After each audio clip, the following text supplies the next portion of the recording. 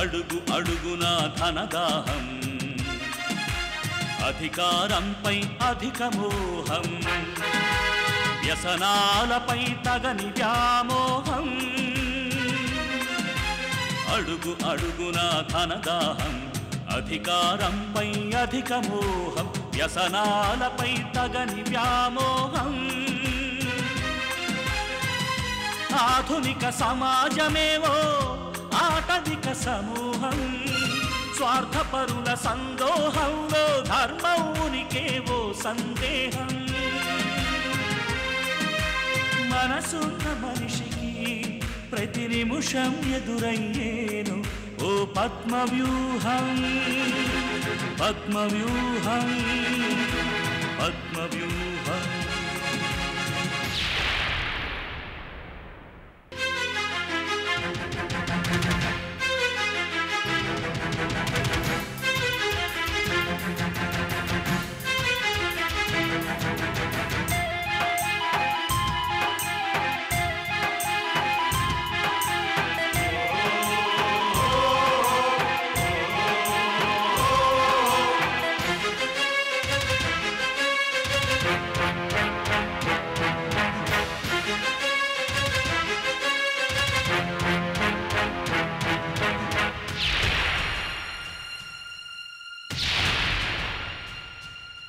ప్రతి కదలిక వెనుక ఓ లాభానికై చింత, అవసరం లేకుంటే అరక్షణమైన నిలువరు నీ చెంత. ప్రతి కదలిక వెనుక ఓ లాభానికై చింత, అవసరం లేకుంటే అరక్షణమైన నిలువరు నీ చెంత. ఇది కన్నీటినే వేలం వేసే కసాయి సంత, ఇది కన్నీటినే వేలం వేసే కసాయి సంత. విలువలకై వెతుకులాట నేడొక పెద్ద వింత, విలువలకై వెతుకులాట నేడొక పెద్ద వింత.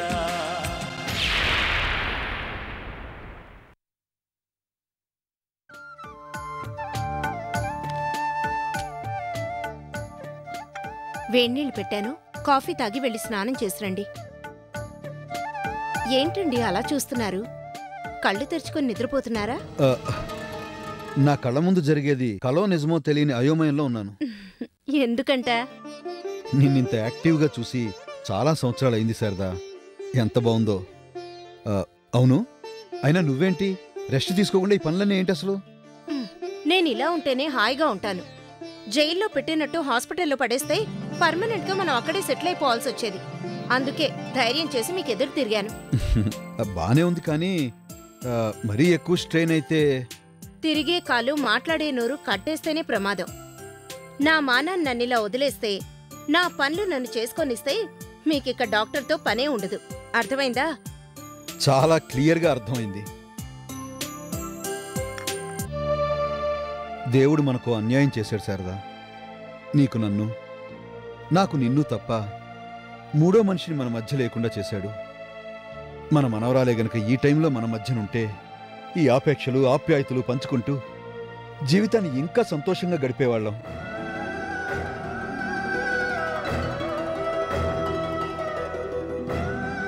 అలా నీకు అనిపించడం లేదా? చేయి జారిన వస్తువు గురించి బాధపడి లాభం ఉండదు. మన అదృష్టంలో ఇంతే రాసుందని తృప్తి పడదాం. ఆ పైన దేవుడి దయ. ఏది ఎలా జరగాలో ఆయనే నిర్ణయిస్తాడు.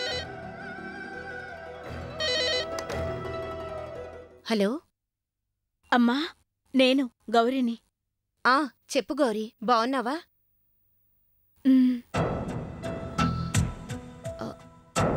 హలో గౌరీ, మాట్లాడు.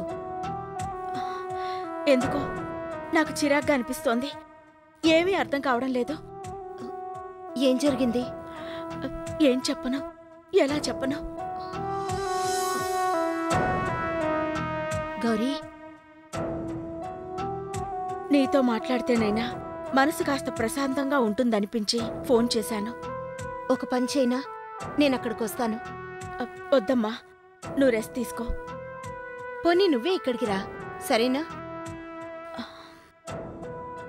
సరే, వెంటనే రా, వెయిట్ చేస్తూ ఉంటాను. అలాగేనమ్మా.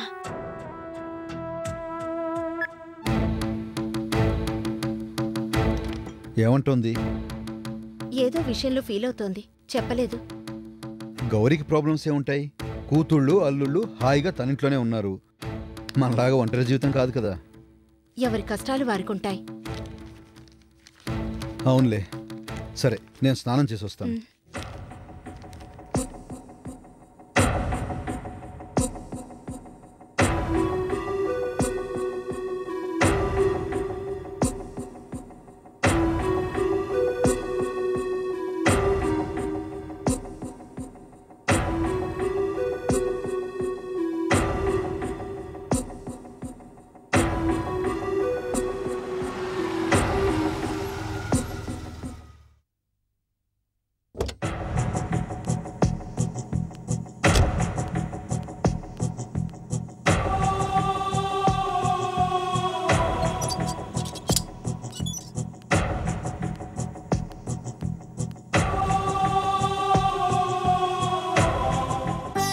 అమ్మా, రామ్మా.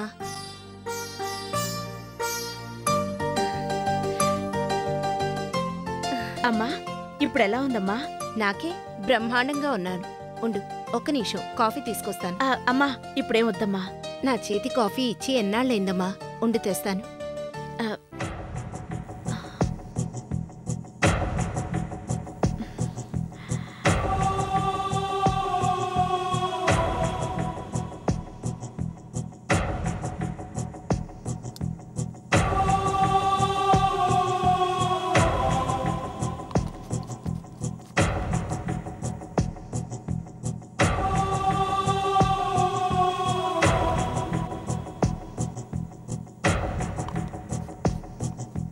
ఎందుకంత దిగులుగా ఉన్నావు?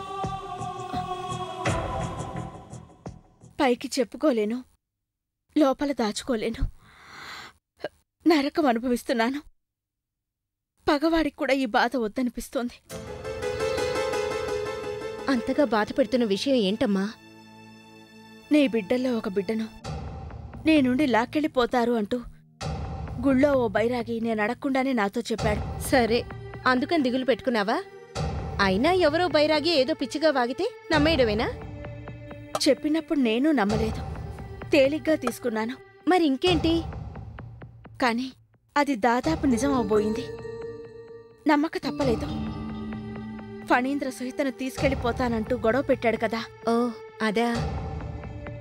లక్కీగా ఏ శక్తో నాలోని నిజమైన ఆపేక్షే సుహితని నా నుండి దూరం కాకుండా ఆపింది. లేకపోతే దూరం కాలేదు కదా, ఇక దాని గురించి ఆలోచన ఎందుకు, మర్చిపో. అది చేతకాకే అసలు సుహిత నా నుండి దూరం అవుతుందా అనే సందేహం తీర్చుకోవడానికి ఆ బైరాగిని వెతుక్కుంటూ వెళ్ళాను. ఏం చెప్పాడు?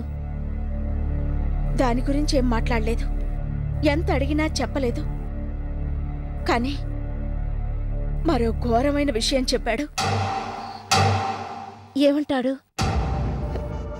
సుహితా మిత్రలలో ఒకరికి పుట్టబోయే బిడ్డ మనకి దక్కడట.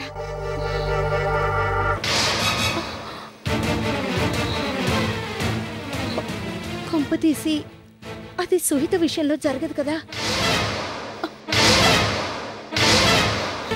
అమ్మా, బావున్నావా గౌరీ?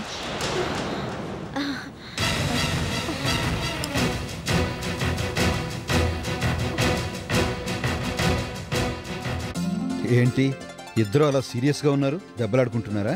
అబ్బే, అలాంటిదేం లేదు. శారదకి నువ్వన్నా నీ పిల్లలన్నా చాలా ఇష్టం. ఎప్పుడు మీ కబుర్లే. మనిషి ఇక్కడ, మనసు మాత్రం అక్కడ. సొంత మనవరాలు కడుపుతో ఉన్నా ఇంత ఆరాటపడుతుందో లేదో.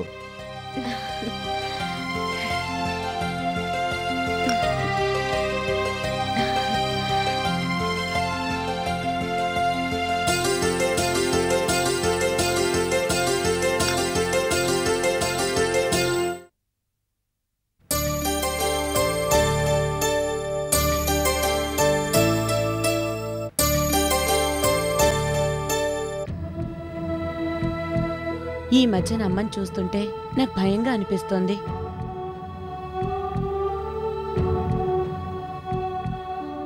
ఏ నిమిషంలో ఏం మాట్లాడుతుందో, ఎలా ప్రవర్తిస్తుందో అర్థం కావడం లేదు. ఎప్పుడు చూడు మొహంలో ఏదో ఆందోళన, ఏదో ఆలోచన, పైకేం చెప్పదు.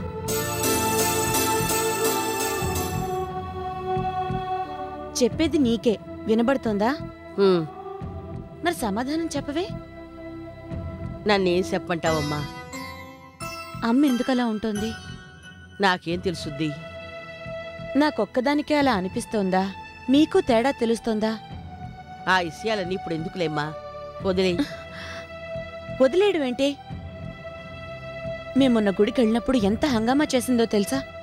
అవును, ఇంట్లో నా మీద కూడా అరిసింది. అసలు మా వెనకాలే గుడికి రావాల్సిన అవసరం ఏమిటి? మేమేమన్నా చిన్నపిల్లలమా? ఇప్పుడేమంటావమ్మా? అమ్మ ఏదో దాస్తోంది. ఏం దాస్తుంది? అది తెలిస్తే నిన్ను అడగడం దేనికి? డైరెక్ట్గా వెళ్ళి అమ్మని అడిగేదానిగా. అటు తల్లి ఇటు కూతురు ఇద్దరే మధ్యలో నన్ను సంపుకు తింటున్నారు. అది కాదు పెంచలమ్మా. గుళ్ళో బైరాగి దగ్గరికి వెళ్ళగానే మమ్మల్ని చెయ్యి పట్టుకుని విసురుగా లాకెళ్ళిపోయింది. దొంగ బాబాలు దొంగ సాములోళ్ళు ఉంటారమ్మా. ఏదో ఒకటి చెప్పి డబ్బు గుంజుతారని అలా లాక్కెళ్ళిపోయి ఉంటది. ఎందుకో నాకైతే అలా అనిపించలేదు. అది నా తప్పు కాదు. వెటకారం కాదు, ఉన్నమాట చెప్తున్నా. చూడమ్మా సుయిత, కూతుళ్ళు కడుపుతో ఉన్నప్పుడు ఏ తల్లికైనా ఆనందంతో పాటు కాస్త కంగారు కూడా ఉంటది. దానికి కారణాలు ఎతకక్కర్లేదు. 12 బిడ్డల్ని కన్ని వాళ్ళ చేతుల్లో ఎడితే అన్ని టెన్షన్లు మాయమైపోతాయి. ఇదిగో, నేను అటెల్లగానే తీసేకు, పండేదాకా ఉంచుకో.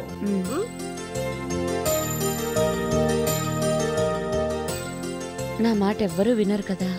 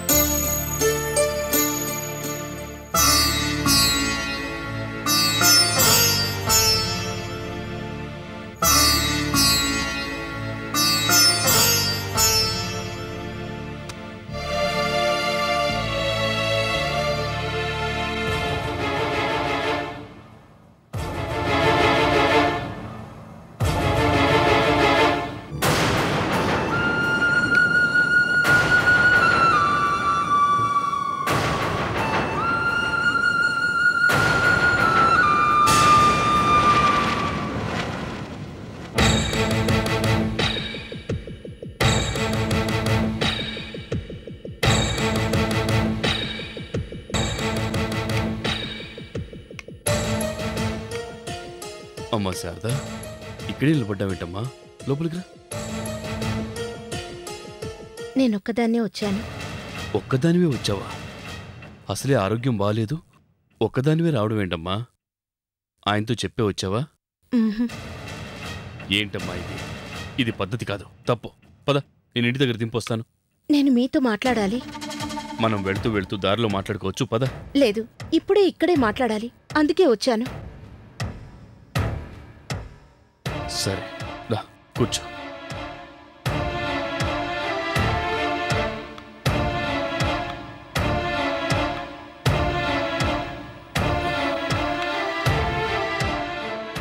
అంత అర్జెంటుగా మాట్లాడాల్సిన విషయం ఏంటమ్మా? సుహితను డెలివరీకి మా ఇంటికి తీసుకెళ్తాను. ఈ విషయం మీరు గౌరికి చెప్పి ఒప్పించాలి. అదెలా కుదురుతుందమ్మా? అందుకు గౌరీ ఎందుకు ఒప్పుకుంటుంది? ఆ విషయం నేను అడిగితే ఒప్పుకోదు. అందుకే మీ హెల్ప్ కోసం వచ్చాను. మీరే ఒప్పించాలి. అంత అవసరమే వచ్చింది. సుహిత అక్కడ హాయిగా సంతోషంగా ఉంది కదా. కానీ నేను సంతోషంగా లేను, భయంగా ఉంది. భయమా? ఎందుకు చెప్పమ్మా. సుహిత మిత్రులకి పుట్టబోయే బిడ్డల్లో ఎవరో ఒక్కరే దక్కుతారని ఎవరో బైరాగి చెప్పాట. అలా అని నీకెవరు చెప్పారు? గౌరీ చెప్పింది. దానికి సుహితను నువ్వు తీసుకెళ్తానడానికి సంబంధం ఏంటి? దగ్గరించుకుని జాగ్రత్తగా చూసుకుందామని. అంటే గౌరీ మీద నీకు నమ్మకం లేదా? లేక మిత్రకేం జరిగినా పర్వాలేదనుకుంటున్నావా? అలా అని కాదు. ఖచ్చితంగా నీ మాటల వెనక ఉన్న ఉద్దేశం అదే. మావయ్య, అసలు ఎవరో ఏదో బైరాగి చెప్పిన మాటలు నమ్మడమేంటి? నమ్మినా సునీతని తీసుకెళ్తానడమేంటి? ఏమైనా అర్థం ఉందా? మావయ్య, మా కుటుంబంలో అందరం కలుసున్నప్పుడు ఒకరంటే ఒకరికి సఖ్యత లేదు. ఎవరి అహం వారిది. ఆయన మనసు మారి మంచివారిగా మారిన ఈ సమయంలో మేం ఒకరికొకరం తప్ప ఎవరూ మిగల్లేదు. అవిటితనంతో పుట్టిన మనవరాల్ని అహంకారంతో దూరం చేసుకున్నందుకు ఆయన బాధపడుతున్నారు. ఏవో ఎట్టొచ్చి ఏం జరుగుతుందో. సుహిత ఆయన్ని తాతయ్య అని పిలిచే రోజు వస్తుందేమో. ఇప్పుడు సుహితకు డెలివరీ టైం. ఏదైనా జరగకూడదు జరిగితే ఉన్న ఒక్క మనవరాలు ఆయనకి దూరం అవుతుంది. అందుకని సుహితని గౌరీ నుండి దూరం చేద్దాం అనుకుంటున్నా, అంతేనా? నేను సుహిత గురించి ఆలోచిస్తున్నాను. నేను అందరి గురించి ఆలోచిస్తున్నాను. తొందరపడి అనర్థాలు కొనితేకో, అనుబంధాలు తెగేలా చేయకమ్మా. గౌరీ సుహితని కన్న కూతురి కంటే ఎక్కువగా చూసుకుంటోంది. కానీ స్వార్థం ముందు అభిమానం ఓడిపోతుంది మావయ్య. అందుకు నా జీవితమే సాక్ష్యం. అభిమానం ఎప్పుడూ అనుమానాన్ని భరించలేదమ్మా. అనుమానం తప్పైతే అభిమానించే హృదయాన్ని గాయపరిచినట్టే. మావయ్య, ఈ విషయంలో నాకు వాదించే ఓపిక లేదు. మనసులో భయంతో గౌరీ సుహితను మిత్రను ఒకేలా చూడలేదు. అందుకే సుహితను నా సంరక్షణలో ఉంచుకుందాం అనుకుంటున్నాను. నీకు ఎవరి మీదైతే అనుమానమో నాకు ఆ మనిషి మీదే నమ్మకం. ఎందుకంటే గౌరీ నీ రక్తం పంచుకు పుట్టింది.